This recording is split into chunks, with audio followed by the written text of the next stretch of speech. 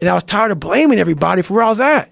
My dad beat me, this happened. I mean, my dad ran prostitutes, man. My dad literally snatched the soul out of my mom. Like, my mom is still battling. Like, after my mom left my dad, and this is what I'll talk about in the book, she got married 3 times for a total of 6 months. You know, I don't go there. I'm not even going to talk about the guy she married. So this woman she's beautiful. She's so smart, all this stuff, man. This guy literally stripped her soul away. And I was a young kid watching it. And I had no soul to begin with. And my brother, he has a story that he could write 8 books. You know, my dad just came through and just washed us all clean. So to come out. Is he still around? He died about 4 years ago, 4 or 5 years ago. I'm not for sure. I didn't go to the funeral, but I forgave him.